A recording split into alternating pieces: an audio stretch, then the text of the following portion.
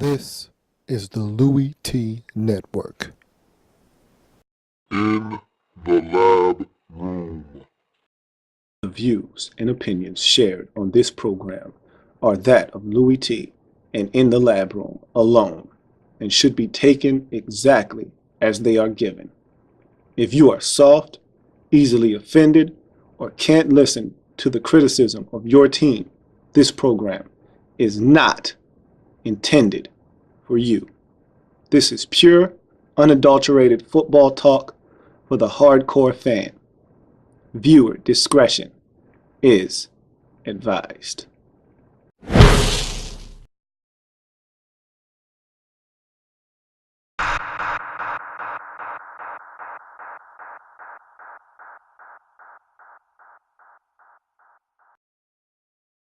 Welcome, you are in the lab room.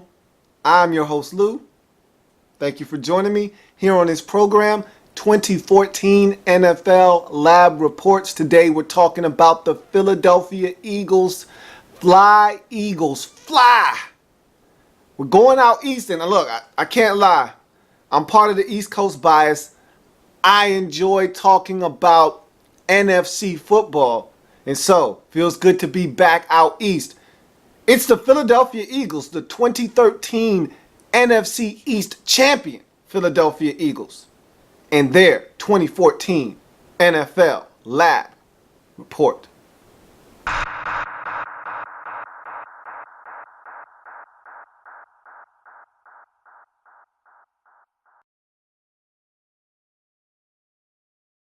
So what did it take for this Eagles team to win this division, get a home playoff game, and breathe life into this franchise? Let's talk about the strengths of this Eagles football team. And the first thing that I always look at when talking about teams is that dreaded turnover ratio. And the Eagles were plus 12 in that department again. I've already talked about that being a huge indicator of success in this league. Now, not everybody is going to be plus 10 and plus 11 that makes the playoffs. As long as you're not in the negatives, normally you'll do fine. Again, the better teams can overcome turnovers. So if you're plus 1 or you're -1 or you're at 0 and you're a really good football team, especially on the offensive side of things, you'll be fine. You'll be fine. But it's those teams that maybe they struggle a little bit defensively, but they force the issue, they force turnovers, and they don't turn it over themselves. And again, that's the other portion of this equation. You have to take care of the football yourself in order for the turnover ratio to be in your favor. It's a really good thing to force turnovers. It's great when you actually take care of the ball yourself. And so those turnovers, they are amplified if you can take care of the football, all the while forcing turnovers. The Eagles were able to do that. And a huge part of that was one Nicholas Foles last year, only throwing 2 interceptions. This Eagles quarterback group as a whole only threw 9. So this Eagles team took care of the football and they forced turnovers, and therefore they were a plus 12 in the turnover ratio, which got them to 10-6 and a division winner a season ago. You move on to the next strength of this team, and it's that they're opportunistic. This is an Eagles football team that they forced the issue, and I talked about this, and I talked about the turnover ratio and how they were plus 12. Well, here's a huge reason why.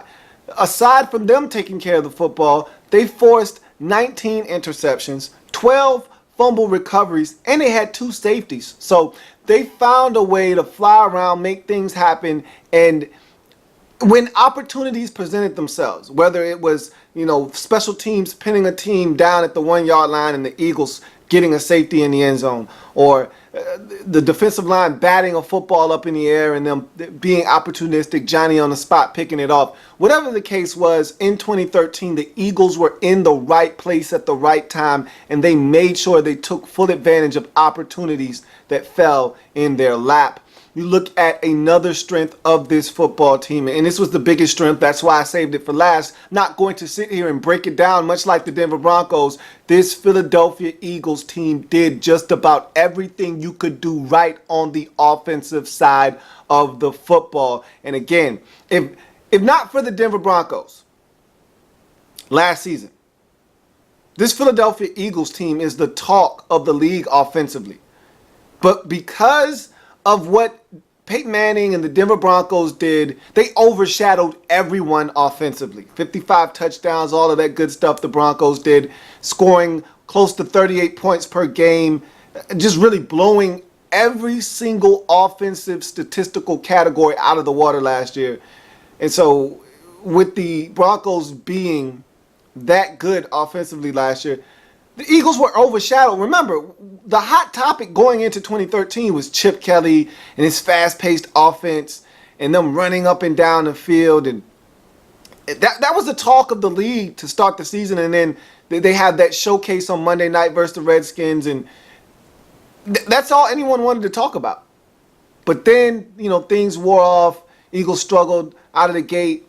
After that, and then they had a resurgence, and this offense was the catalyst for that resurgence. And I'm not going to talk about all of the things they did well because they did so many things well. I'd be here all day. Just know that the Eagles were, and this is a misconception that people have about Chip Kelly. They think because Chip Kelly has this offense racing up and down the field that this is a pass-happy offense, when it is quite contrary to popular belief. He wants to run the football, and his team led the league in rushing last season. They were magnificent on the ground, especially Shady McCoy. He definitely fits this offense to a T because it's so spread out, and he gets to be out in space, and he's one of the worst guys one-on-one to have to tackle. And the players found that out the hard way last season. And so he was one of the biggest beneficiaries of Chip Kelly and this new offensive attack. So the running game was the best in the league last year statistically. The passing game was really good. It wasn't great, but it was damn good. And when I say it wasn't great, I only say that because this Eagles team was so balanced. For this passing game to be as elite as it was, however, they didn't turn it over. That's the thing that separated this Eagles passing game from everyone else's, was the tempo and the pace, but also the fact that they took care of the football. Again, talked about Nicholas Foles not throwing interceptions. And the biggest thing that I looked at with this offense, the thing that I think made them stand out from the rest of the offenses in the league, was the explosiveness of this Eagles offense. The Eagles had 98 big plays a season ago, and 80 of them were 20 yards or more, and 18 of them were explosive plays, over 40 yards, both of them league highs. And just to give you some perspective, the next closest team in terms of big plays, the plays over 20 yards, the next closest team had 68. So, and that was the Denver Broncos. So the Eagles were light years ahead of the rest of the league in creating explosive plays from the line of scrimmage. That was something that helped them be better than most teams on Sundays last season, was the fact that they could strike at any time. We saw it against the Raiders in that game where Nicholas Foles basically had his coming out party. This offense was explosive last year. Explosive. They were explosive last year and could score from anywhere on the field at the drop of a hat. And Chip Kelly really took this league by storm with his offense a season ago, and that was definitely a strength, something they want to build upon in 2014. You look at the weaknesses now of this Eagles team and why this Eagles team couldn't get out of wild card weekend. 'Cause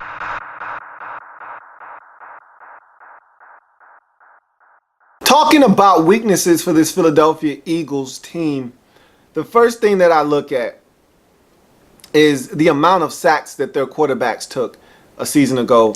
And, you know, it's hard to really quantify this stat, even though you have a concrete number in front of you, because you had several different quarterbacks play last year for this Eagles team. You had Michael Vick for the first, portion of the season, and then he goes down with the injury. And then Nicholas Foles goes down with a concussion, and you get Matt Barkley for about a half of football, and he was terrible in that half of football versus the Cowboys. And so I don't know how many times he was sacked in that game. I don't know how many interceptions he threw in that game, but he was bad. He was really bad in that game.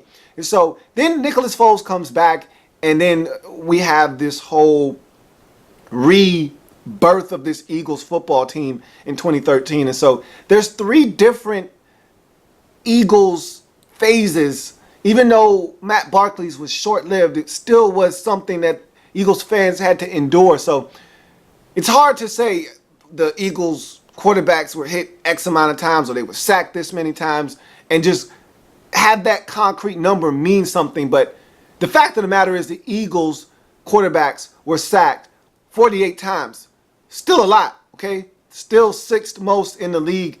That's definitely something they got to clean up. And whether it was Vic running around and getting sacked, or it was Matt Barkley, deer in the headlights, getting sacked, or it was Nicholas Foles just back there and he getting sacked, doesn't matter. At the end of the day, 48 sacks is 48 sacks. That's something the Eagles have to clean up. And again, when you spread teams out and you don't get rid of the football quickly, your quarterback is going to hit the turf. Nicholas Foles is a big kid, so he can take a couple of shots in the pocket, but you don't want your quarterback being sacked nor hit. And the Eagles have to clean that up in 2014. You look at another weakness of this football team. And it's funny to say this because we already knew the defense was going to be in a tough spot with Chip Kelly's offense and how they like to run up and down the field. And they don't care about time of possession on the offensive side of football. In fact, they want to get as many plays off as humanly possible. So to think that time of possession wouldn't come into play is an understatement, especially on the defensive side of football. On the offensive side, you could care less. Honestly, you want to amp up the amount of pressure you apply on the defense by running as many plays as possible, getting them tired and being in the right condition and shape to be able to run up and down the field while the other team is sucking wind and wants to substitute and you won't let them. That's excellent. But what about the ramifications that it has to the defense? And I think that's something that we forgot about. And so when I look at the Eagles' struggles on the defensive side of football last year, I cut them a little bit of slack because this team led the league in defensive time of possession. And that's a stat you don't want any part of. Eagles' defense was on the field over 33 minutes per game, close to 34 minutes per game. And again, that's a lot of time to spend on the field. And it had an effect on them. It might have played a part in one of the weaknesses that we'll talk about here in a second. But statistically, the Eagles were one of the worst defenses last season. And statistically, the Eagles were the worst passing defense a season ago. But the reason I say statistically is because I don't really think that the numbers, and when you go off of statistics, a lot of times when you talk about rankings, they usually talk about yardage. When you're talking about overall ranks, defense, offense, passing, rushing, whatever the case may be, they're usually going by yardage when you're talking about overall rank. And the Eagles overall gave up the most passing yards last season, but it didn't amount to points. So again, I really don't put a lot of stock into that stat because you can go 20-20. I say this all the time. You can go 20-20 all you like. Hell, you can go 90 yards if you want, 95. But if you need 97 to get in the end zone and your drive stops at 95, the defense has done their job. It wasn't pretty. It wasn't the conventional way. It wasn't the way you would have liked it to went. But at the end of the day, the team didn't get in the end zone. Either they settled for a field goal or they went for it on 4th down and did not get it. So either way, they didn't cap the drive off with the touchdown. And the Eagles didn't give up a whole bunch of touchdowns last year. It's not like they were giving up, 30 points a game last season. It's not like they were in shootouts every single week. This Eagles defense played well enough last season for them not to be looked upon as one of the worst defenses in the league. So I don't really give as much credence to the stats necessarily, but this Eagles defense did struggle. Look, teams did throw the football all over this Eagles defense. So that is an issue, and that time of possession is something that will catch up with this team if they do not find a way to find some kind of balance. Or the only way they can really help themselves is just getting off the field, forcing turnovers, getting off the field on third downs. That's going to be key for this Eagles defense, because the longer they stay on the field, the more third down conversions they give up and allow teams to complete, the longer they're going to be on the field, the tired, the more gassed they're going to be as the game wears on, the less likely it is they're going to be successful towards the end of the game. So that's something that this Eagles team is going to have to be better at, is stopping the pass, not allowing teams to eat up huge chunks of yardage against them. Because again, for most teams, you don't care about yardage, but for this Eagles team, it's a little different because you're going to be on the field. And if you're giving up a lot of yards and that time of possession is starting to mount up, then you could find yourself in a world of trouble towards the end of the game. And then that takes us to our last weakness for this Eagles team, and that was the amount of sacks. Eagles only had 37 sacks on the season. And again, that's not an egregious number. I could tell you of plenty of teams that had way worse totals than that. However, 37 sacks isn't anything to write home about. You don't brag about 37 sacks in this day and age in the National Football League. 37 sacks is an ordinary number. In fact, I would tell you that it's on the low end of ordinary. So you want to be up around 40. 40 is where you want to be, 40 and up. You get to 40, you can feel good about what you've done. You want to improve upon that, but you could feel really good about 40 and say, all right, for as much as we were on the field, for the lack of pass rushers that we had a season ago, for us to get 40, you would feel good about that. But 37, that's not quite where you want to be. You've got to improve upon that. And again, in the NFC, there are some elite tossers of the football. You winning the division, you're going to see a couple of them this season. You've got to get to the other team's quarterback.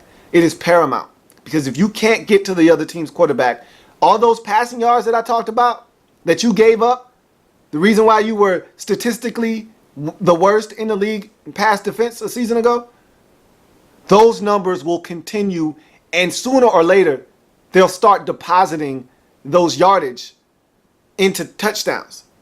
They'll use all of those completions and all of the yards that they gain on these possessions. They'll use them and propel them into the end zone. So Eagles need to get to the quarterback in 2014. So we go from weaknesses, this Philadelphia Eagles football team, to camp battles in Philly.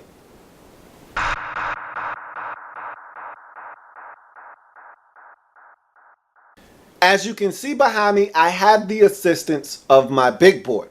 Camp battles on this side, experiment on the other. We'll start with the camp battles for this Philadelphia Eagles football team. And a lot of these aren't so much battles as they are a open discussion about these positions, because I feel like they're going to impact this team greatly in 2014. You start at the quarterback position. There's three quarterbacks here: Nicholas Foles, Mark Sanchez, and Matt Barkley. Now, Nicholas Foles is the unquestioned starter at the quarterback position. The question at that position comes behind him. And you start with Dirty Chaz. Mark Sanchez, you brought him in from the New York Jets in the offseason, in free agency, to compete as a backup on this team. I don't know if the Eagles necessarily want to keep three quarterbacks. I could see them keeping two quarterbacks, especially now with the developing story out in St. Louis with Sam Bradford tearing his ACL once again. and the St. Louis Rams being in dire straits, they have to do something at the quarterback position. Do the St. Louis Rams. There are several teams around the league that they can pick up the phone and call, one of them being the Philadelphia Eagles, to see if they can get Mark Sanchez off of their roster and get themselves a quality starting quarterback. So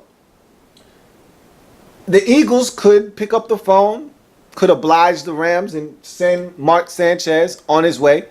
Or the Eagles could say, no, this is our dirty Chez, back off. So I don't know what the dynamic is there. Sanchez has already said, hey, I haven't heard anything from the Eagles, haven't heard anything from my agent, so I don't think anything's going down. Just because you don't hear anything quite yet doesn't mean something isn't working behind the scenes. Either way, Matt Barkley was here last year. He's a year more comfortable in Chip Kelly's scheme. It'd be hard for me to see him not end up on this roster. If Sanchez doesn't move and is still on this roster, I'd like to think that the Eagles would carry 3 quarterbacks, and that in a pinch, if something were to happen to Nicholas Foles, Mark Sanchez would be the backup. Now, there's still more preseason time. There's still an opportunity for Matt Barkley to show that, hey, I've got a great grasp of this offense now. I'm ready. If I need to go in the game, I can get it done, unlike last season. So things could change. This is a fluid situation. The quarterback position in Philadelphia is one to keep an eye on. The good thing for Eagles fans is that it has nothing to do with your starting quarterback situation, and that is the most important thing. You move on to the running back position. And to me, this is a huge position in Chip Kelly's offense. I talked about the misconception that Chip Kelly wants to throw the football all over the field. He wants to run the football as well, and wants to run it very effectively. No more Bryce Brown, and Bryce Brown I thought had a really strong campaign last year. So now it looks like this: LaShawn McCoy, Darren Sproles, Chris Polk, and Henry Josey. Now, LaShawn Shady McCoy, one of the best backs, if not the best back in the league. I don't put anybody above Adrian Peterson. But if you're talking about the most complete back in the league, then it's LaShawn McCoy. If you're talking about guys that can catch it, make something happen out of the backfield, and run the football, then it's LaShawn Shady McCoy. But the biggest offseason acquisition for this Eagles team was Darren Sproles, no doubt about it, because that gave them the flexibility to trade Bryce Brown, and that gave them another lethal weapon out of the backfield. As if it weren't already enough to have to deal with Shady McCoy out of the backfield, now you got to deal with the mighty might, Darren Sproles. And so that backfield is a dangerous and corrosive and explosive one in Philadelphia. Chris Polk dealt with some injuries this offseason, opened up the door for a guy like Henry Josey to sneak onto this roster. Polk is now back from that injury. If he comes back and reminds everyone of why he was on this roster last year and why Chip Kelly likes him, then he'll be on this roster. If Henry Josey has done enough, has proven that he can help on special teams, and Chris Polk comes back and doesn't look like himself, Henry Josey could sneak his way onto this roster. I don't see the Eagles keeping 4 running backs necessarily because of them maybe having to keep other players at other positions and stockpile guys there for depth. But it's possible they keep 4 running backs. I just don't see it. I think they keep 3 and they keep it moving. You move on to the wide receiver position. This is one of the most intriguing positions on this roster because I talked about the explosiveness of this offense a season ago and how they had the most big plays in the passing game with 80, and they had the most explosive plays with 18 plays of 40 yards or more. And a lot of that was Deshaun Jackson and his ability to get past and get behind defenders and take the top off the defense. And his ability to attract so much attention opened up avenues for Riley Cooper and some of these other guys on the team, some of your tight ends, and he attracted a lot of attention.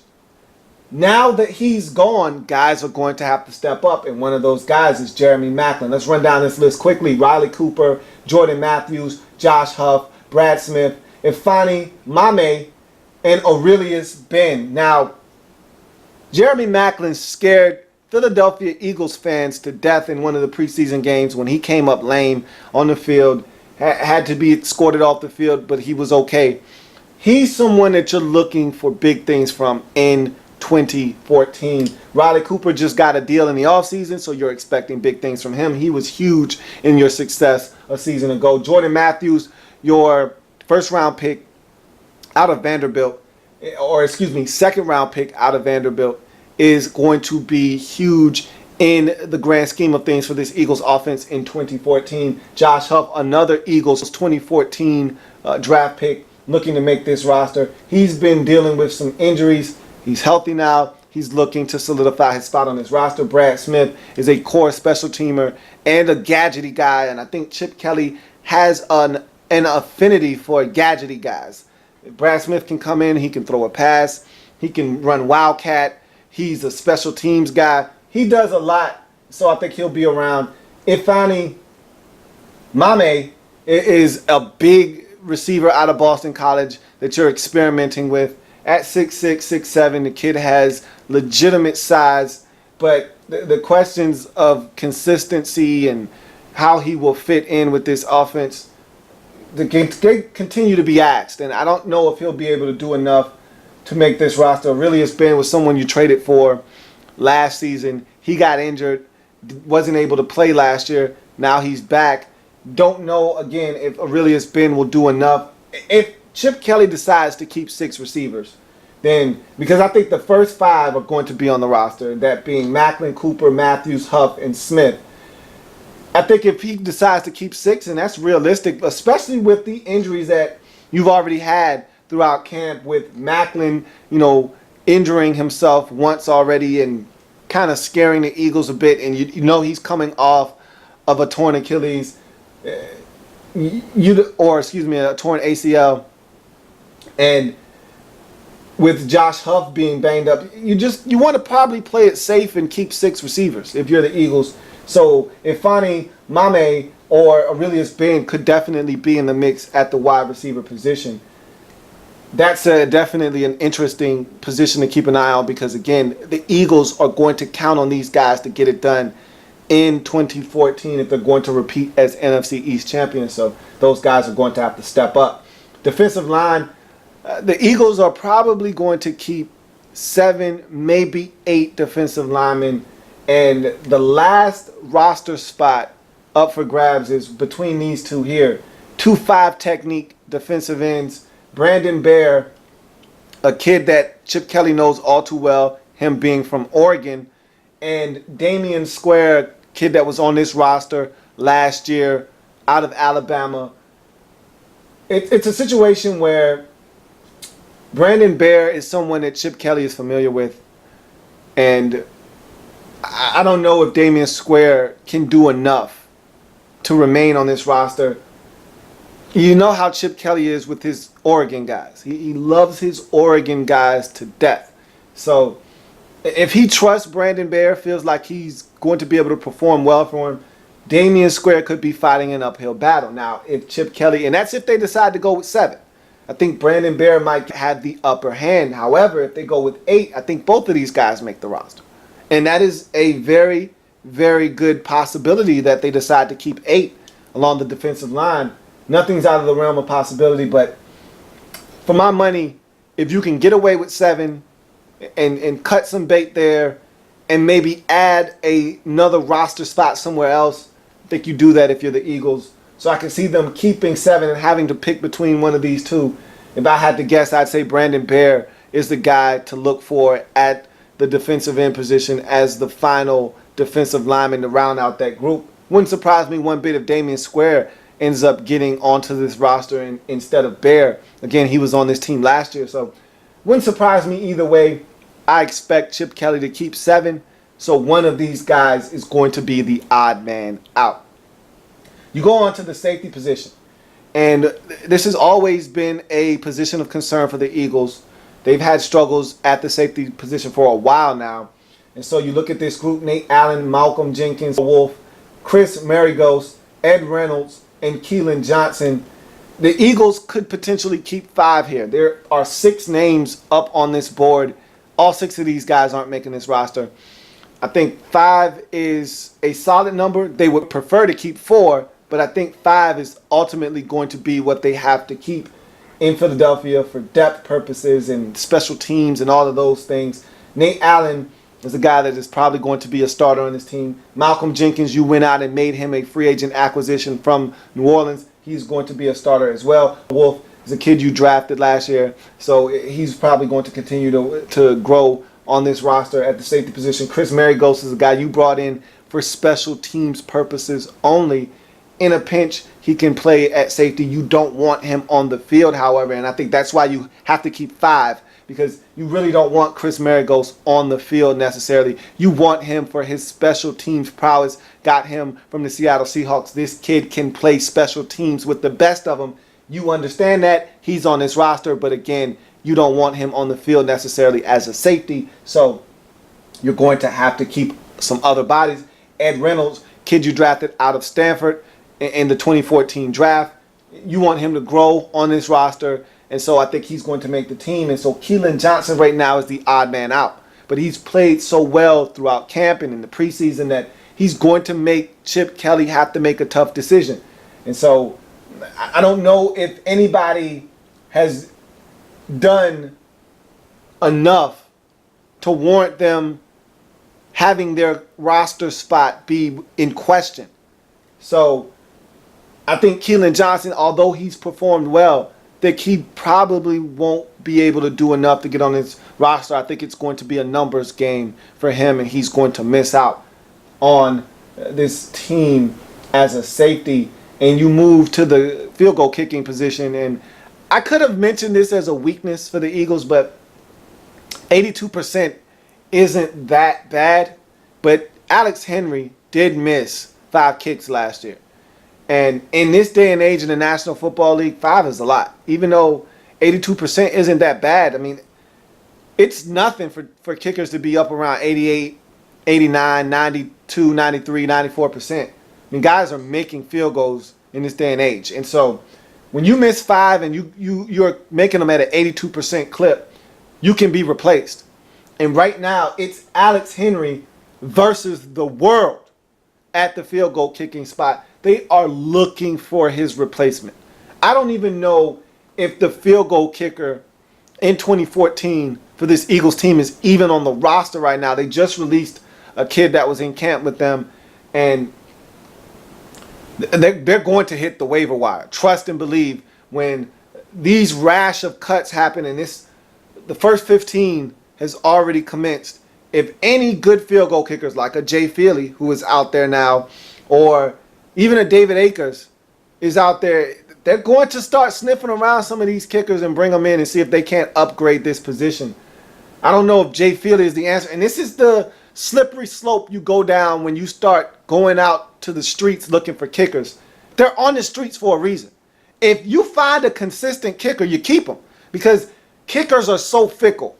And you know, you got these guys out there you really don't want to test the streets when you're talking about kickers. Man, it's not pretty out there, man. It's not safe out there for teams looking for kickers. So I would caution you, be careful. The grass is not always greener on the other side. These kickers, man, they dangerous, and they can get you into trouble. Alex Henry may not be the best in the world, but he's not the worst either. Just be careful of what you do at this position, because this position could win you some football games, but in a heartbeat, like that, it could cost you some too. So, those are your camp battles in Philadelphia. We move on to the experiment, and I have entitled this experiment, Flying High, Act 2.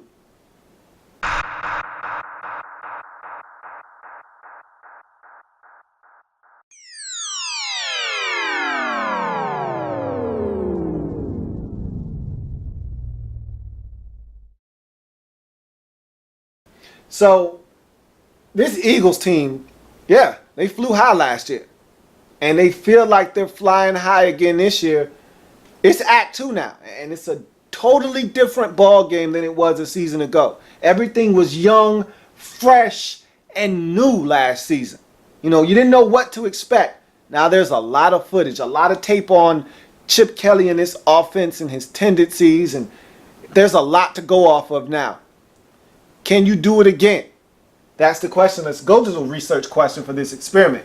With a season under his belt in the NFL, can Chip Kelly show that his first year in the NFL wasn't fluff, but was pure substance as the Eagles chase consecutive NFC East titles? This division is wide open. I've talked about this with all the other teams. To be honest with you, right now, I don't want to count anybody out of the division, but the Giants look awful. Other than the Giants, I think everybody's got a shot in this division. The Giants look terrible right now. And I have no confidence whatsoever in the Giants' ability to get it done. In the division, outside of the division, none of it. But everybody wants to talk about how bad the Cowboys are and how bad their defense is. Look, I know this division like the back of my hand. And I'm going to tell you right now, if Tony Romo's back holds up and there's no issues there and he doesn't get hurt, that offense is going to be potent and they are going to win football games and be right there when it's all said and done talking about this division. So the Eagles, they've got to prove to everybody that last year wasn't just the newness of Chip Kelly's offense. It was the unknown. Nobody knew what to expect. You know, you had offensive linemen lining up out as wide receivers and they were doing all kinds of craziness. And it just took everybody by storm, man. There were times where there only be like 4 guys at the line of scrimmage, snap the ball, and they'd throw wide receiver screens and hitches, or they'd hand the ball off, and you had to respect the fact that all those linemen went out there. They were doing a lot of craziness last year. Now there's film on all of it. And so can Chip Kelly prove that that was no fluke last year? Okay? That was pure skill. I know what I'm doing. I know how to scheme it up. And you're going to be in trouble again this year. Can he prove that in year number 2? We will see. Hypothesis. If the Kelly effect doesn't wear off and Nicholas Foles and the defense prove that they are legit, then the Eagles can repeat as NFC East champions. That's the biggest question for me is, can Nicholas Foles do that again? I'm not buying it, man. I am not buying it, and I will talk about that a little bit later on, but does the Kelly effect wear off in year 2? You know, do teams defensively catch up to what Chip Kelly is doing? Do they force the Eagles to make mistakes that they didn't make a season ago? No Deshaun Jackson. Does this Eagles offense scale back the explosive plays? Are they just another offense, or are they still running up and down the field, scoring points, and being a very dangerous and explosive offense? A lot of questions. Do you have the answers? We move on to materials needed for this Eagles team. Kelly Green. And no, I'm not talking about the old Eagles jerseys. Now, I will say, I've heard them kicking around the idea of bringing back the Kelly Green jerseys, and I must say, I would be among the most excited if they did. I love those jerseys. They were one of the best ever. However, that's not what I'm talking about here. I'm talking about Chip Kelly being money last year. He was money. His offensive play calling, his tempo, his temperament, everything was money last year. And Kelly was green. Now, he was also green behind the ears last year. It was all new to him last year. It was new to everybody else last year. So, by virtue of it being new to everybody else, nobody knew what to do. Nobody knew how to stop this Eagles offense. Even when they were losing, they were still scoring. So the question now becomes, can Chip Kelly, despite the newness wearing off, despite losing Deshaun Jackson, despite teams having film and the ability to scheme up this Eagles offense now, can Chip Kelly continue to be money in Philadelphia? Will his act wear thin? with these players? Can he continue to get the most out of this offense? Can the defense hold up under the pressure that this offense puts on them by scoring so quickly? Because either you're going to score quick in Chip Kelly's offense or you're going 3 out in a hurry. It doesn't matter. One way or the other, the defense is going to be back on the field faster than they would like to be. So can all of those things hold up? Can Chip Kelly be money again in 2014? Can he continue to be Kelly Green? Nick is sick.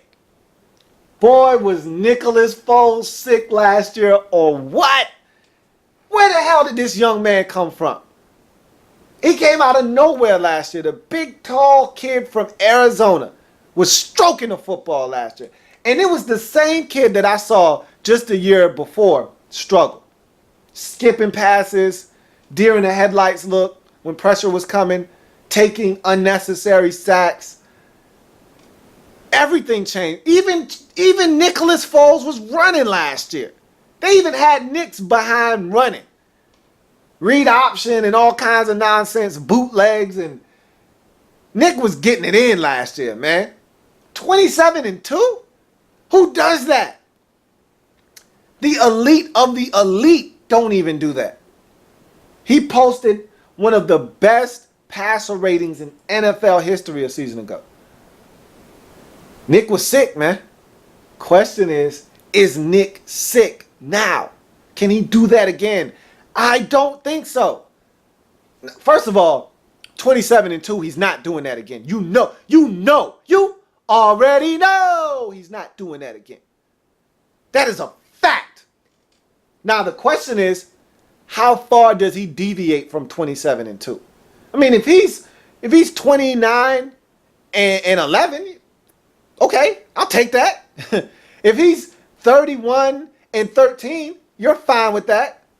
You know, it's if this kid is 21 and 15, that's when you worry. It's if he's 23 and 14, that's when you're like, okay, you know, touchdown to interception ratio is not 2-1. I'm not that comfortable. That's when you start to worry, when that gap gets way more closer than you would like it to be. When it's too close for comfort, that's when you get a little concerned. I don't know if he's going to fall necessarily completely off the table or not. I don't think that's the case. But 27-2, if just think about it this way. If that was 25-4, you don't make it to the playoffs last year, most likely. I mean, just 2 less touchdowns and 2 more interceptions, and this Eagles team might be 9-7 and not 10-6, and they don't make it to the playoffs. I mean, that's how fine a line it was last year between you winning the division and you losing the division. So I asked the question, if he goes, 29-13 this year, even though that's a heck of a touchdown to interception ratio, will that be enough for this Eagles offense to thrive and win? I don't know. But I know this much. Nick was sick last year, and if the Eagles are going to win this year, Nick is going to have to be sick this year. Flying high. This Eagles offense was out of this world last year. They were extraordinary last year, man.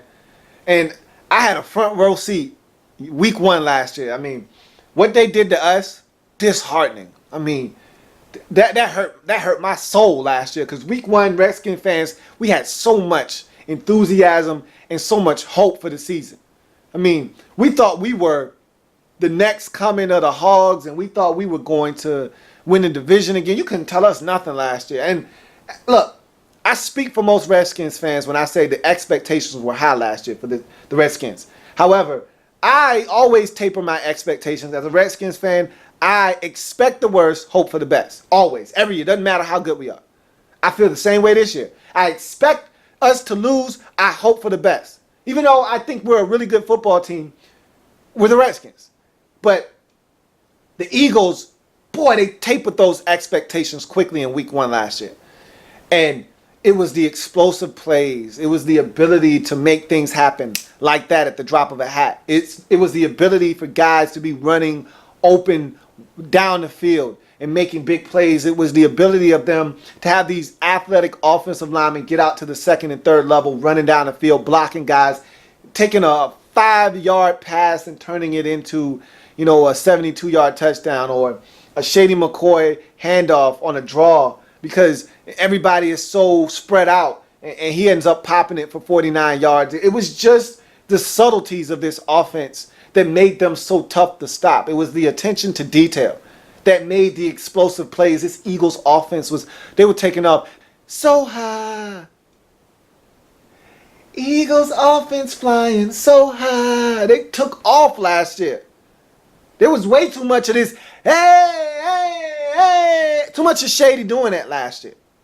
They were flying high. And if they're going to repeat as NFC East champs again, they're going to have to soar even higher in 2014. Oxygen mask.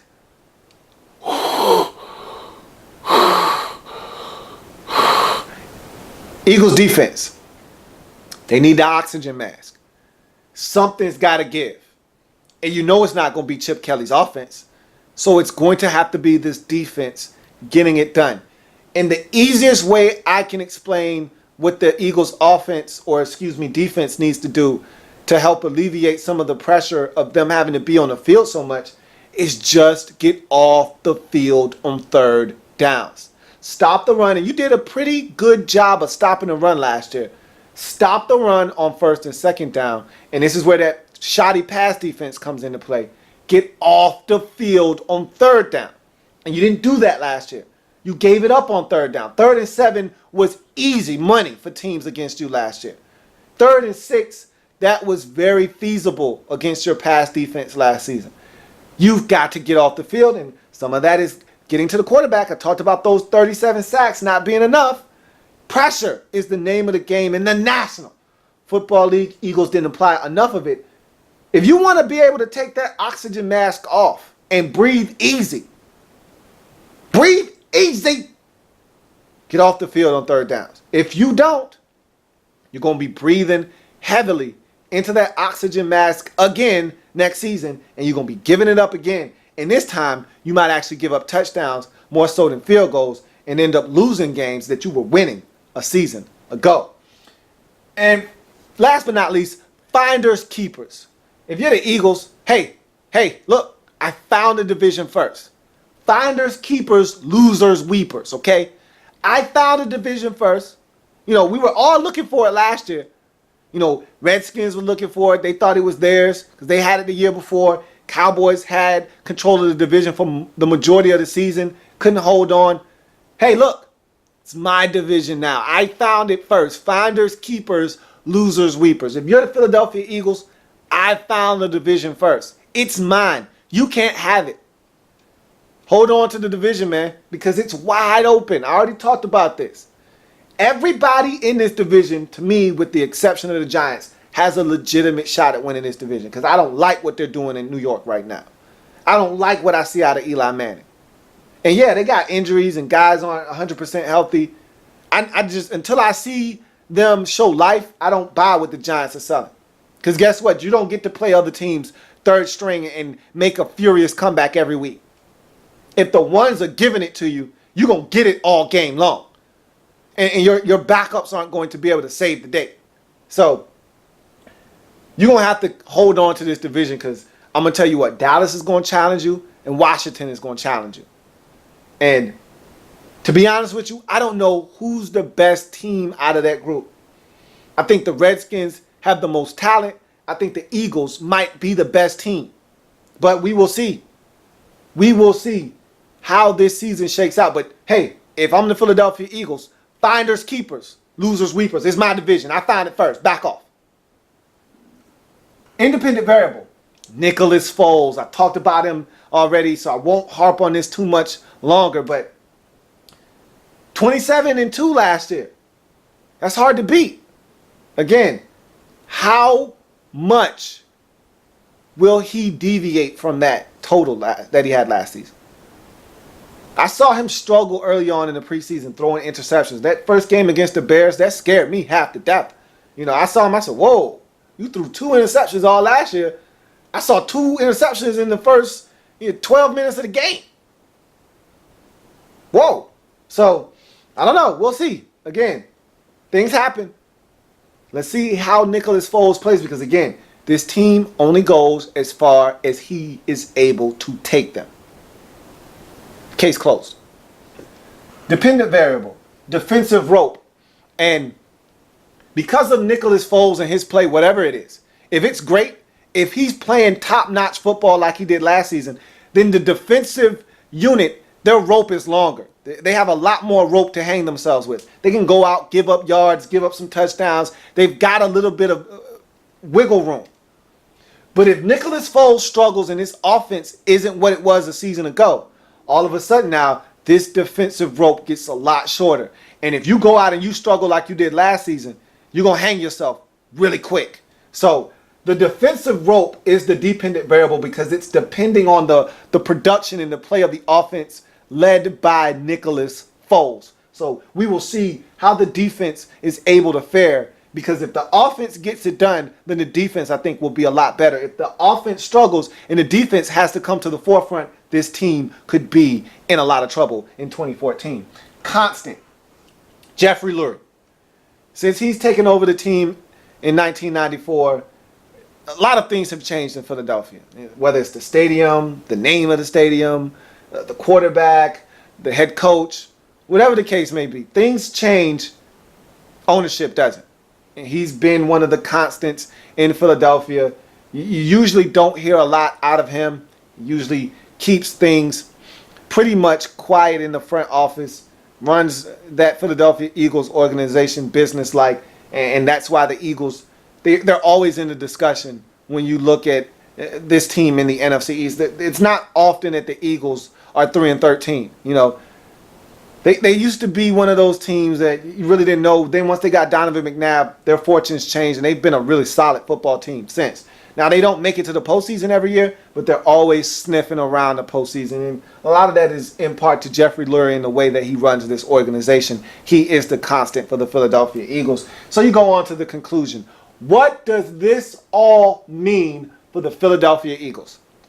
I look at this team, and first of all, the NFC East plays Murderer's Row as a schedule. Add to the fact that you won the division last year, and your schedule is that much tougher. But now you got to play Green Bay. Now you got to play Carolina. So things get amplified a little bit more because you won the division, and we already got to play the NFC West. So this is a tough go of it for the Eagles. And I've got a lot of questions. I don't think Nicholas Foles is going to play as well. I don't have a lot of confidence in his defense. I don't know if Chip Kelly Act 2 is going to look anywhere near as sharp and as crisp and as good as Chip Kelly Act 1 looked, because nobody knew what they were getting. Everybody knows what you're getting now. And so I think the fact that defensive coordinators have had an opportunity to scheme up against this Eagles offense, I just think that it's going to be tougher sledding this year. I think the teams in the division are going to play this Eagles team better. And, you know, you're not sweeping the Redskins this year. I think it's going to be a tougher goal against the Dallas Cowboys. You know, I could easily see the Cowboys sweeping you this year. I mean, that's how fickle this division is. I see the Eagles going 7-9. I don't see them repeating as NFC East champions. I just see it just being too much. Having to play the Packers, the Seahawks, the 49ers, having to go to Arizona. I just see it being too much for this Eagles team to be able to withstand. This is a tough schedule. I don't know if Nicholas Foles is ready. You lose Deshaun Jackson. I just feel like there's a lot you're asking of this football team, and I don't know if they're good enough to get it done or not. So that's the Philadelphia Eagles Lab Report. I thank you for joining me. If it happens in the National Football League, whether big or small, we cover it all here in the Lab Room. Come back and join me again as I break down the next team on the docket. Go, Pack, go! Yes, it's the Green Bay Packers next in the Lab Room. Thank you for joining me. See you tomorrow.